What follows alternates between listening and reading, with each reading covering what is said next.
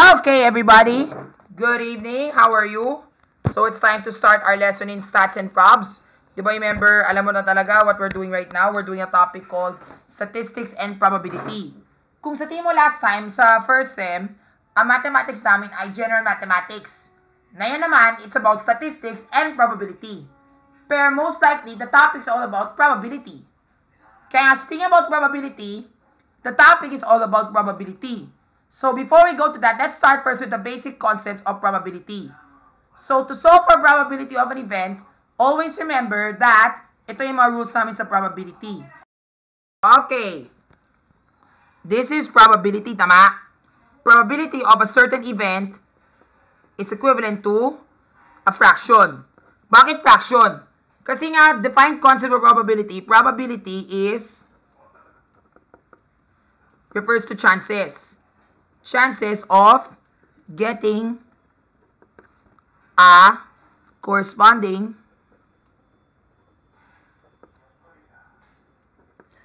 event. Like for example, do you remember that I will show you later, okay? So that's probability. And the probability values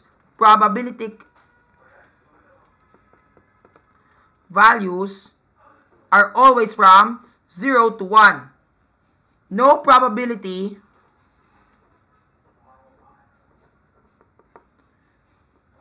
is greater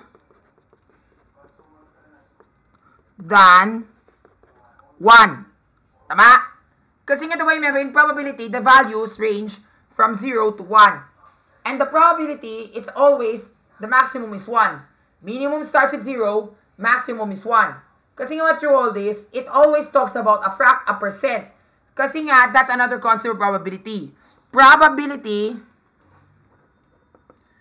is always a percent.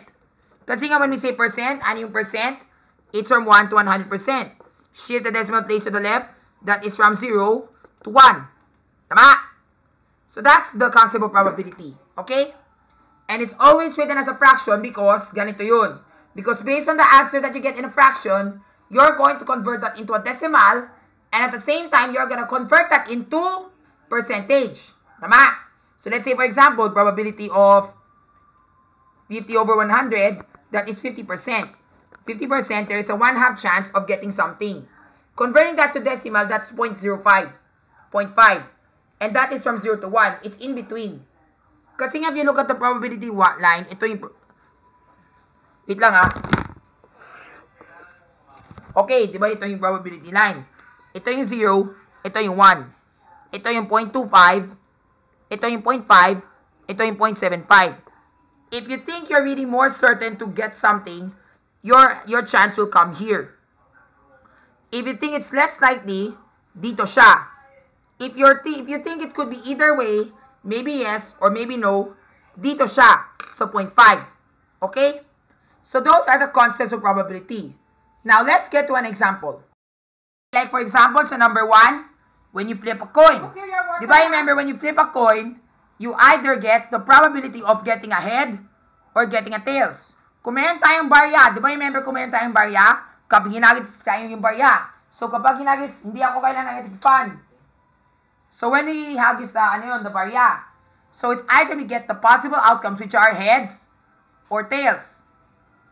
Okay? Halimbawa, alam mo to, yung ito ay tinatawag na barya. Tama? Look at it. This is the 5 peso coin. Ito yung ulo, ito yung tails. Likod. Tama? Heads, dahil may tao. Picture, dahil tails siya. Now, kapag tinos tayo yung coin, di ba remember hinagis tayo yung pera, yung barya. Kapag hinagis tayo yung barya, it should land in either head or tail. Where will it land? Let's say hinagis ko. Saan siya mag-land? Ayan, tingnan mo kung saan siya mag-land. And that is a picture of an island. So that is tails. Let's try getting a head naman. Hinagis tayo ulit. Ayan, head. So head siya. So therefore, when you flip a coin, what is the probability of getting heads and what is the probability of getting tails? Of course, if you look at my solution sheet dito sa Microsoft Excel, the probability is 50%. Bakit ganito siya? Ito yung solution sheet ko. Di ba, remember, the probability of an event, the numerator is always a numerator. Tama? The number that you put in the numerator is always the probability of an event that you want. And the denominator pertains to the total number of outcomes. Like, for example, di ba, remember, hinagis tayo yung barya. There are two possible outcomes. Pwede siya magland sa tails, o pwede siya sa, ano to, sa heads. Pero when we flip the coin again, we can either get heads or tails, depending on the situation. Like right now, naka-heads siya. Pero hinagis tayo ulit. Saan siya nagland? O yan, heads. Diba? So, one of the two possible outcomes. And tails naman, on the other hand, is still 1/2. Tama? Now, you understand the process. Next example. Number 2. When you roll a die. Alam mo ba yung die sa paglaro ng, ng mga board games? Diba, nung bata pa kayo, maglaro kayo ng board games? So, yan. When you roll a die, diba, remember there's a number from 1 to 6. So, let's find the probability of getting a 4. Diba, remember kapag ginagis na yung die? Tama? When you roll a die, find the probability that you will get when you get a 4. Diba, sa in a dice cube, there's 6 faces. Tama? So we know there are 6 possible outcomes. And that is what you put in the denominator. Pero on the numerator, it refers to conditional probability. The one yung gusto mo. Ito yung note na kailangan ko isusulat. And the probability of an event, the numerator stands for yung gusto. Denominator, the list of possibilities. Okay? Now let's go to item number 2. When you roll a die, find the probability of getting a 4. Of course, the probability of getting a 4, di ba, hinagis tayo yung die, and there are 6 numbers. So when you get the number 4, that's 1. 1 out of the 6 items. So therefore, the probability is 1/6. Pero we need to convert that into decimal and into percent. So to do this, ito yung ginawa ko sa Excel. So di ba, remember sa 2A, I did 1 divided by 6 and kinonvert ko sa decimal. Now, if I were to convert that into percent, it would look like this. And then add decimal, di ba? So, that would be equivalent to 16.666667%. Tama? This one naman, let's make it percent again. Di ba, remember sa second one, I said, find the probability of getting an odd number. So, to get an odd number when you roll a die, of course, that's 1, 3, and 5. Yun yung mga odd numbers na makikita mo sa die. And therefore, when you get an odd number, that's 50%. Kasi there are 3 possible outcomes that you can get an odd number. 1, 3, and 5 are the odd numbers that you see when you roll a die. And there's a 50% chance that you may get an odd number. Converting that into percent, you should get 50%. Parang kalahati lang, di ba? So, nandito siya. Di ba, remember kanina I told you last time when you toss a coin, pwede siya, if you get heads, pwede siya dito. You may be certain or may not be so certain, the chances even out. Kaya nga, if the probability is 50%, ibig sabihin, there's a chance that you may be most likely to get it or some most likely to get it. Okay? Kung malapit siya sa 1, so certain not to get. Like for example, when you roll a die, and then what is the probability of getting a number that is not 1? That's 2, 3, 4, 5, 6. Of course, dito siya. Malapit siya sa 1. Dahil malaki siya, malaki ang chance doon. Mas konti lang yung chance na hindi siya makukuha. Pero if you think that is not certain, impossible to get, dito siya, malapit siya sa 0. That's how the probability line works. Okay? Next item. Number 3. Refer to the given picture on the right. So as you can see dito sa item na to, meron tayong, anong tawag dyan? Meron tayong isang wheel. Diba, remember you see the wheel on the right? Nakita mo yung wheel na may kulay? Ito yung gagawin namin. So, let's imagine that this wheel that you see right here were a spinner. Alam mo ba yung spinner? Let's say, for example, kung wala kang hagis ng die sa board game, pwede tayo maglaro ng spinner. Or let's say, for example, you spin the wheel of doom. Like when you watch at Stay Wild Vlogs. Or, halimbawa, sa paglaro ng mga laro. That is spinning the wheel. And then, di ba, remember, there's an arrow sa gitna and then it tells where that thing will land on. That is the spinner. So, find the probability of, like for example, letter A, if it lands on red. So, you know already how to write probability values. The numerator pertains to the event. Kung alin yung gusto mo. Diba, sinunod ko dito. Event na gusto mo, that is the numerator. Denominator, the possible outcomes. Ilan yung mga possible outcomes dito? Yun ang iligay namin sa denominator. So, how many possible outcomes are there? So, when we count that, there's 1, 2, 3, 4, 5, 6, 7, 8. So, 8 possible outcomes. Now, what is the probability of getting a red? Of course, it's 1. Dito siya. There's 1 red that you see there. So, if I were to put this on Excel, of course, that's what it's ano to? 12.50%. 12.5% of getting that. Paano naman, let's say for instance, if you want to get a yellow naman? That's letter B. Of course, if you look at this, diba, there are 8 outcomes, diba? Pero nasan yung yellow? Ang yellow ay nandito. So therefore, there's 1 out of the 8 outcomes. So 1 out of 8. Converting that to decimal, you get the same answer, which is 12.5% na naman. Now, what about this one?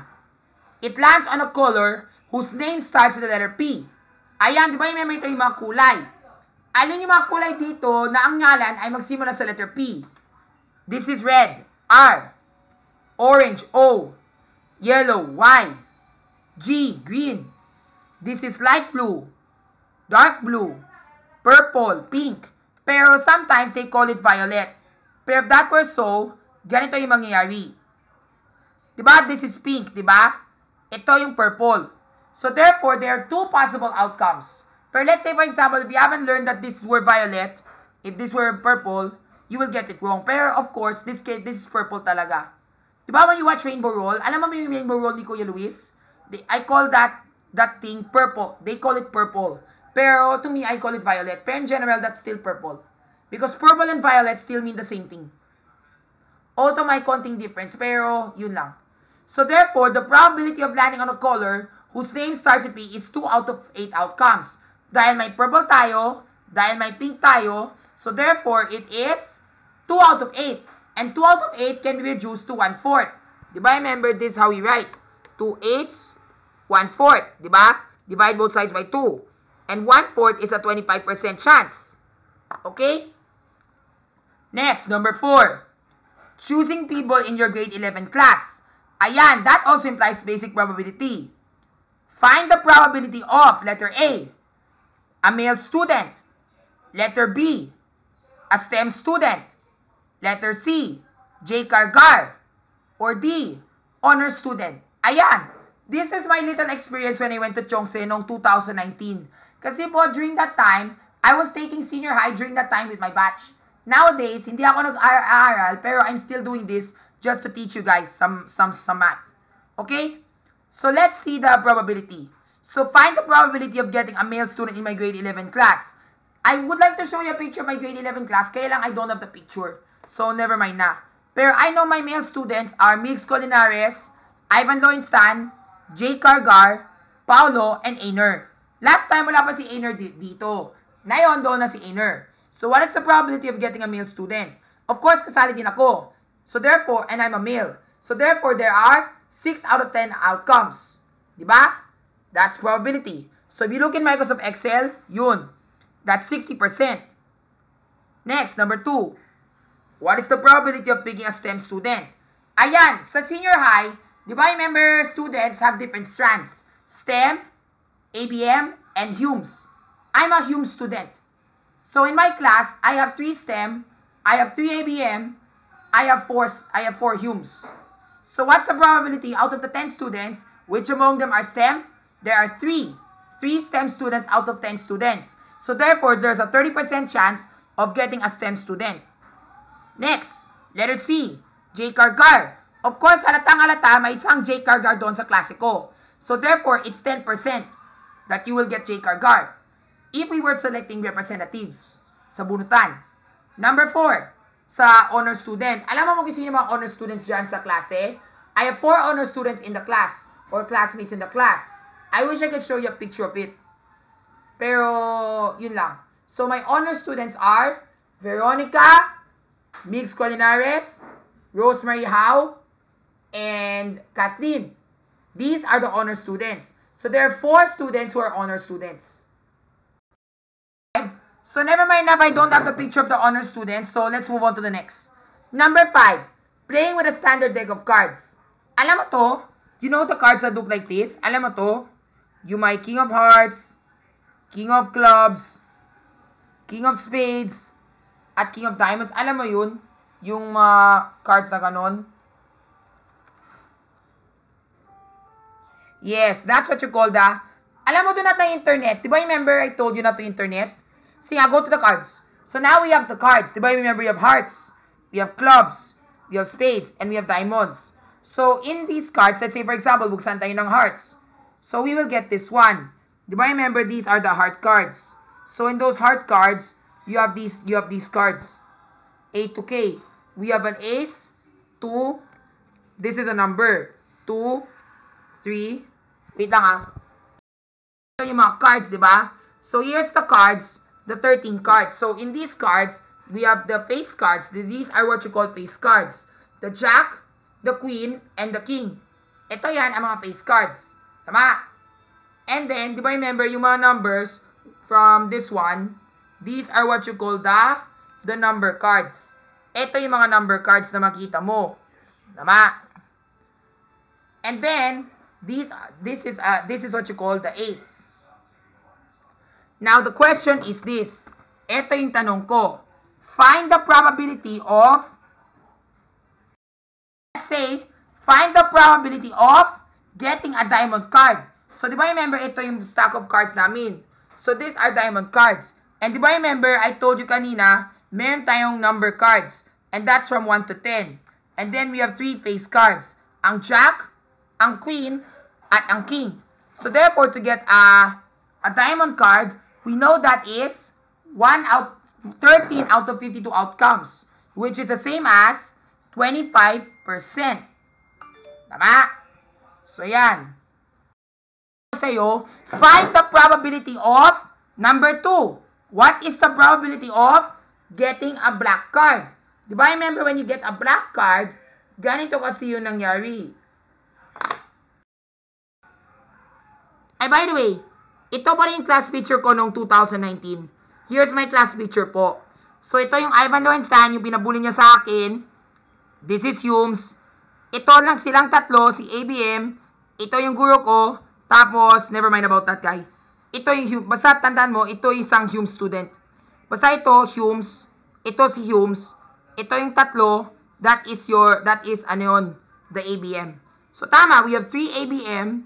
Tapos, 2 Humes. Nasaan talaga yung 2 Humes? Never mind na.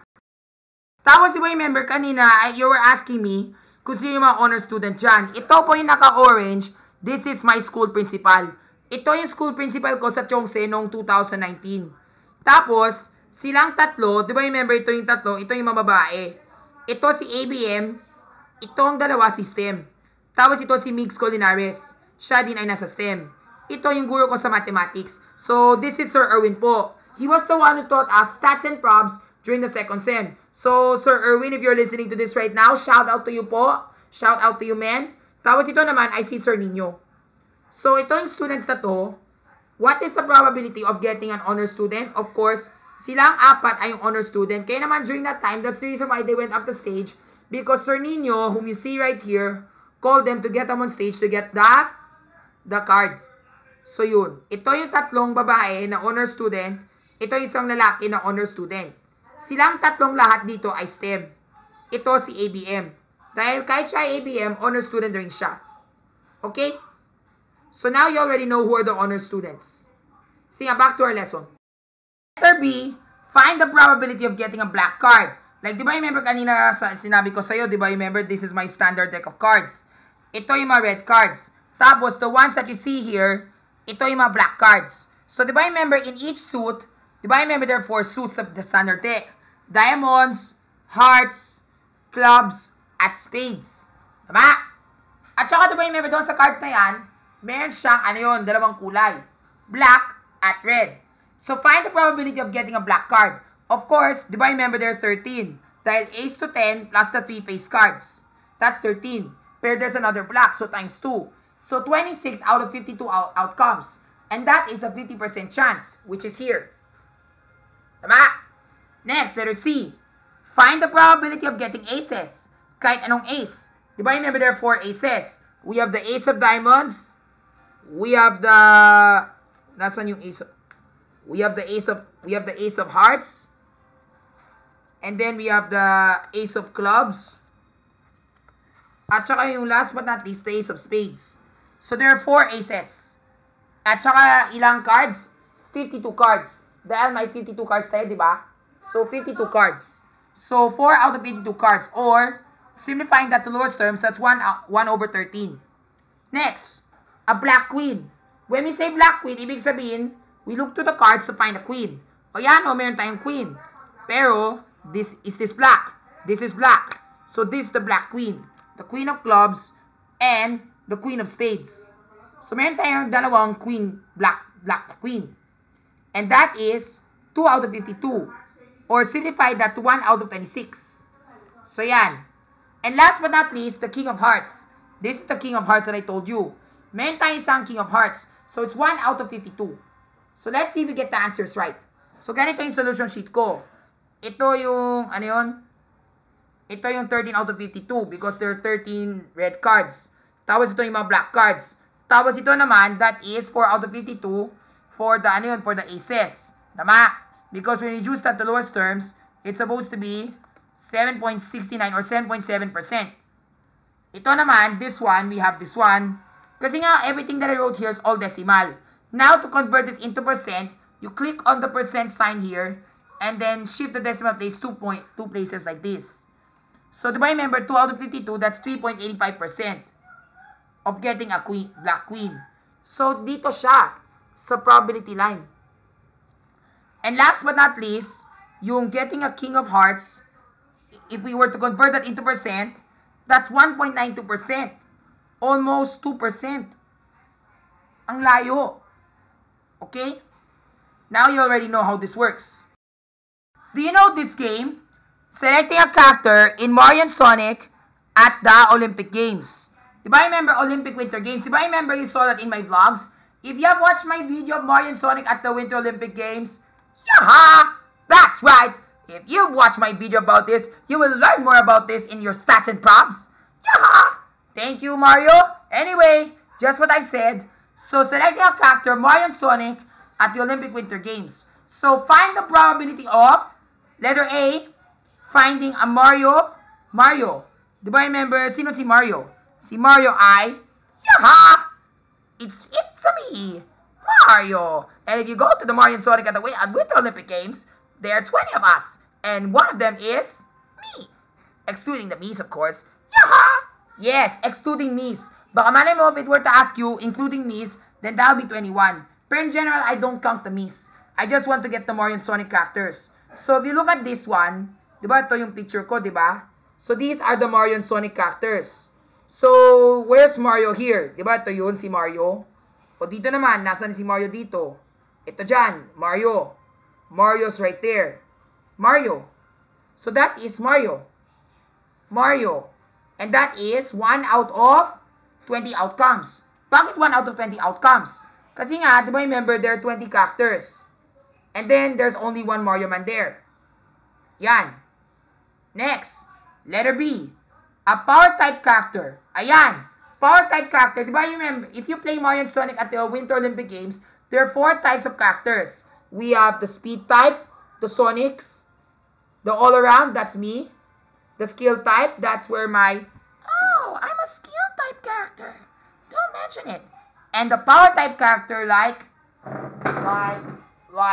Yuk Ok, Yahey! Or, Bwahahahahaha! I'm gonna smash you.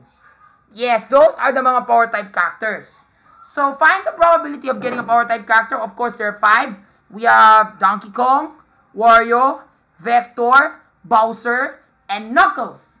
These are the 5 power type characters. And there are 5 out of 20 characters, which simplifies, diba we write this in decimal.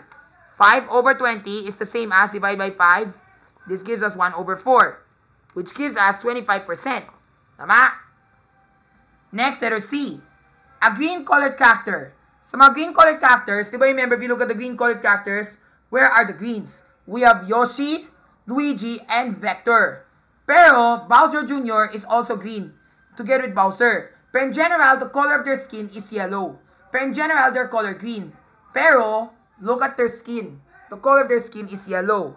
If you look at Bowser right over here, tingin mo yung mukha. Ano yung kulay yung mukha niya at saka yung shell? Green. Tama? And if you look at the body is yellow. Same pa rin kay Bowser Jr. Kagaya ng ito. Diba ito si Bowser Jr., tama? Look at the skin. The skin is color yellow. Pero ano yung color ng shell at saka yung mukha? Verde. So that is a green character. So therefore, the probability of getting a green character is 5 out of 20 outcomes. Last but not least, a Mario series character. Of course, Mario series character. Ilan yung mga characters na nasa Mario? Diba yung remember Mario and Sonic at the Olympic Games? We have Mario, Luigi, Peach, Yoshi, Daisy, Wario, Bowser, Donkey Kong, Bowser Jr., and Waluigi. So 10 out of 20 outcomes. So that's the answer. So going to Excel, the probability of getting a green character, that is 5%. Mario, that's 5%. Diba? And then, power type character is 25%. This one's supposed to be 25%. I wrote 15% dahil I thought kasi Bowser is not green. Dahil sa balat niya. Pero in general, he is green. And last but not least, si Mario series character, 50%. Dahil 10 out of 20, di ba? So, kalahati. Next, number 7. Alam mo yung game show The Wall Philippines? Yung sponsor ni Kuya Billy? That is what you call the Wall Philippines. And in the Wall Philippines, di ba remember when you watch the Wall Philippines on TV, there are 15 money beans. Ito yung mga money beans. I wish I could show you, pero I don't have time na talaga for that. So, find the probability of A, getting a K number. Ibig sabihin, kung mahuhulog yung bola sa money bean, that has a value of a K. Di ba remember, sa million round, meron tayong, di ba remember ito yung million round na, ano yun? Million round na laro. We have 1, this is 50K, this is 100, 100K, tapos, tama ba? 10, 200K, that's supposed to be 1, 2, 3, 4, 5, 6, tapos 1, 300K, nasa gitna, then 1, 400K, and then 10, 500K, tapos 100, tapos 1 million, tapos 1. So, there are 15. 1, 2, 3, 4, 5, 6, 7, 8, 9, 10, 11, 12, 13, 14, 15. So, tama. So, nasaan yung what you call this, yung finding probability of getting a key number. So, nasa yung mga key numbers dito? Of course, there's 1, 2, 3, 4, 5, 6. 6 K numbers. Excluding 1 million. Kasi nga 1 million is already, ilang 1K John? Ilang 100K? That's 10 1Ks altogether. Diba? Because 100,000 times 10 is 1 million. Unless they could just change it to 1,000K. Pero they just make it 1 million na lang in short. So therefore, getting the probability of getting a K number, that is 6 out of 15 outcomes. 6 out of 15 outcomes can be simplified to, ano yun? 2 over 5, 40%. So yan. Going back to Excel, ito yung solution ko. Yan. So 40%. Sorry.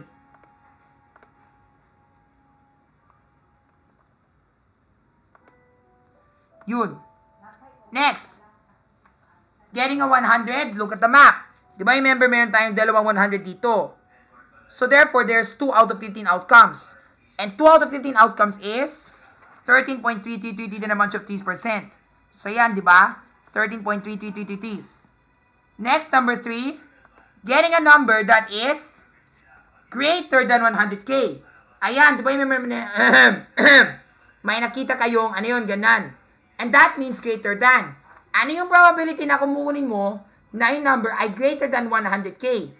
And that is, look at this. Diba remember these are the numbers, diba? What is the probability that the number is greater than 100K? Of course, there's 200K, 300K, 400K, 500K at 1 million. Diba? Let's say for example, diba yung may mga contestants na maglaro sa The Wall Philippines, si Kuya Billy. They will say, more than 1 million! More than 100K! Yeah, and then, di ba, remember, naglalang yung bola, and then 100K, ay! Okay lang, sakto lang, di ba? That is, of course, within them, they just say 100K kung sakto lang. Pero dito, sabi dito, they want it more than 100K. Unless lang talaga I were to put an underline on the greater than, then it would say, kung 100K, sapat na yan, okay na yan. Tama? Pero ang tanong dito ay 100K. So therefore, there are 5 outcomes. There's 200K, 300K, 400K, 500K, at 1 million. Tama? So that's 5 out of 15 outcomes, which is the same as 1/3. Because 5 over 15 can be simplified to 1/3, which simplifies to 33.33%. Yan. Diba? And last but not least, yung letter D, find the probability of getting 500K. For 500K, there's only 1. Isa lang. 1 out of 15 outcomes, diba? So yan. Converting that to decimal, you should get 6.66666 in a bunch of 6%. Yan. Next, number 8.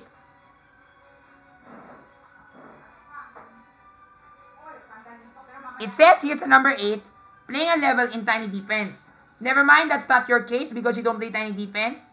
Pero ako rin bahala dito because I know this one. So, if you find this example boring, just skip that part, okay? So, let's find the probability of getting a green fields environment. Kasi nga, when you play tiny defense, there are 5 environments and 10 levels. So, 5 times 10, there are 50 outcomes. So, when you play a green fields environment, there are 10 levels in green fields out of 50. So, therefore, that's 20%.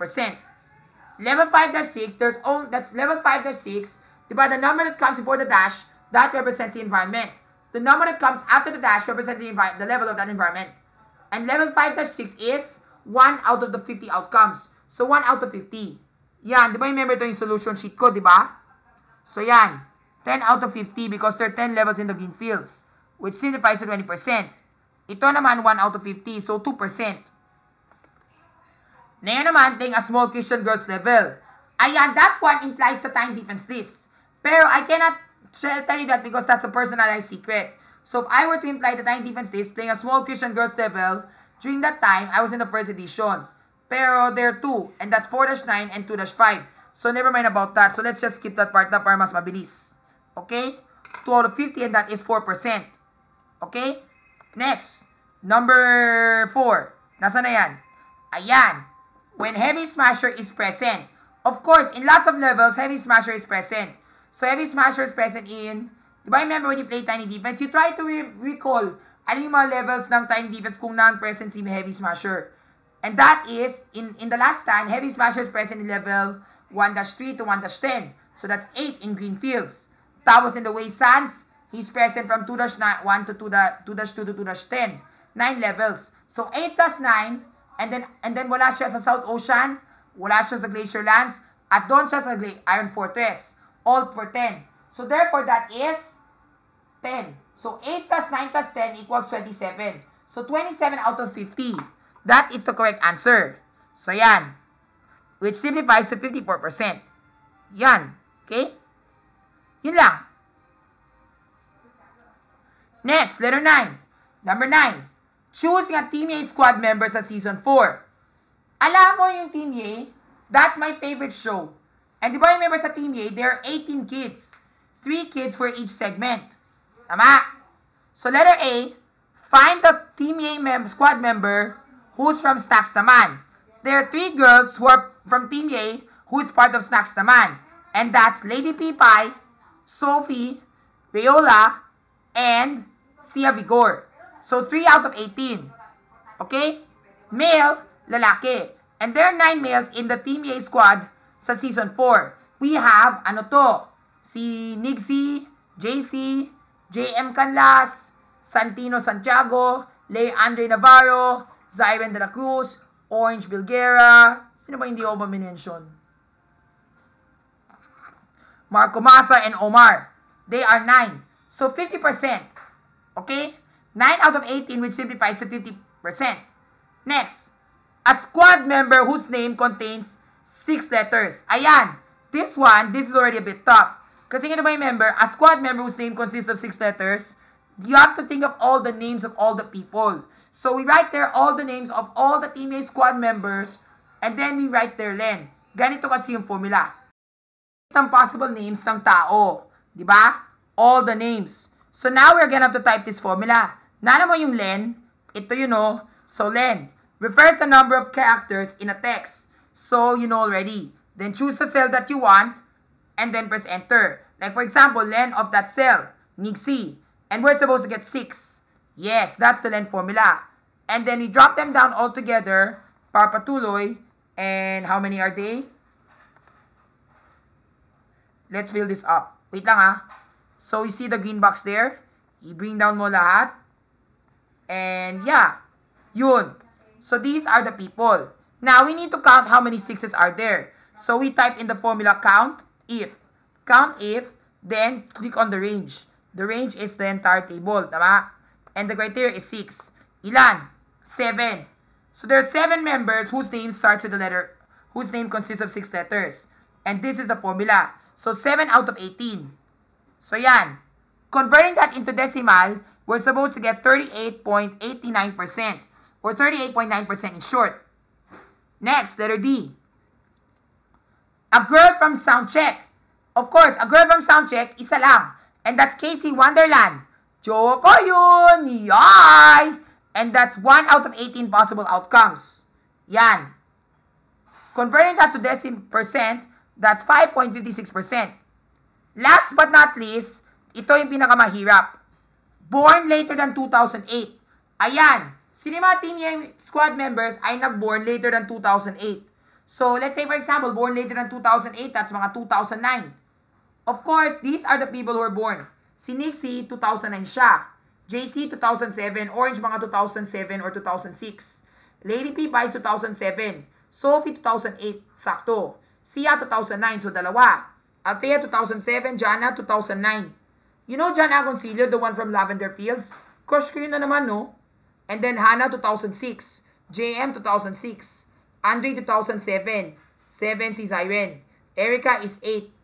Yesha, 9. Marco, 9. No, Santinos, 9. So, tama. There are, ilan kaya? 5. Kasi there are 5 born later than 2008. So, 5 out of 18. Kasi Nixie is born 2009. March 20, 2009. Si Althea, si Jana ay August 28, 2009. Si Vigor at si Yesha, June 2009. Auto discrepancy kasi nga si Sia ay 23. Si Yesha ay 26. Si Santino, I do not know when's his birthday. So, yun. 5 out of 18 outcomes. Converting that to percent, that's 27.78%. Yan. Last, number 10. Sa number 10 naman, refer to the given picture on the right. Look at this. Diba remember, we have a picture of marbles. And you see the number that's inside the marbles, that refers to the quantity. Ibig sabihin, ilan yung mga marbles na nakita mo sa bag. So, these are the marbles that are inside the bag. Let's say, if you look at the number 8 in the red, there are 8 marbles inside the bag. On the orange, there are 6 marbles inside the bag. In the green, there are 12. Dahil may 12. Ang blue, may 5 na marbles sa loob. Tapos ang gray, may 1. So, isa lang. So, let's find out let's find the probability of each. Find the probability of getting a red marble. Of course, halatang-halata, it's 8. Pero, ilan yung mga total outcomes? That is when you have to add all of this all together. So, you sum 8 plus 6 plus 12 plus 5 plus 1. So, we type their sum of 8, 5, 6, 12, 1. And there are 32. 32 balls. Tama? 8 ay nasa red, 5 nasa blue, 6 orange, 12 green, and 1 gray. Tama? So, find the probability of getting a red. And there are 8 out of 32 outcomes. So, simplifying that becomes 1/4. And that's 25%. Next, letter B. Not an orange one. Ayan! That one, ibig sabihin, any other color, kundi orange. That's the meaning of not. Like for example, when you toss a coin, find the probability of not getting a head. Of course, that's a tail. The opposite. Tama? Or like for example, when you roll a die, what is the probability of not getting a 2? It's 5, di ba? The probability of getting a 2 is 1 out of 6. Pair 1 minus 1 out of 6 is 5 over 6. So not getting a 2 is 5 over 6. Now, not an orange one, that means you have to get all the other marbles excluding the orange. Or, get the probability of the given condition and then subtract that from 1. That's another way how you can do it. So, 6 out of 32, that's the same as 3 out of 16. And 1 minus 3 out of 16 will still give you 81.25%. Diba? So, this will be 1 minus 3 over 6 out of 32. Do you think you will still get the same answer? You will still get the same answer? Yes, you will still get the same answer. They match. At ito yung solution sheet ko. So yan, we're supposed to get a total of 32. So yan. And dapat that's supposed, and when we sum this all together, di ba remember, sinam tayo. Sum of red, green, blue, and gray, all divided by the 32. Sayang. Ano yun?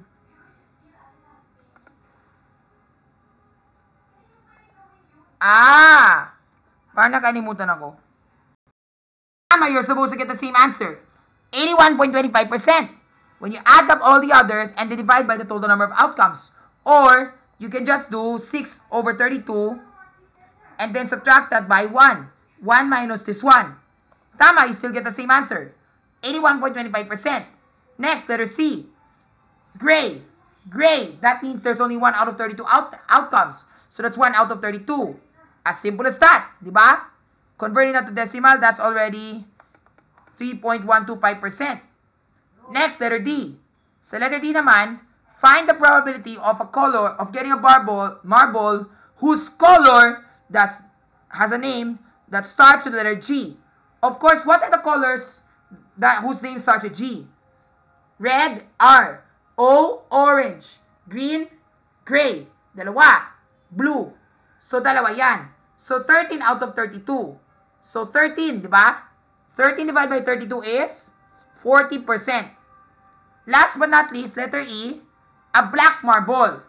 Halata naman talaga walang black marble dito. So, therefore, you look at this one. It asks you for a black marble. So, find the probability of getting a black marble. Pero, do you see a black marble there? Wala.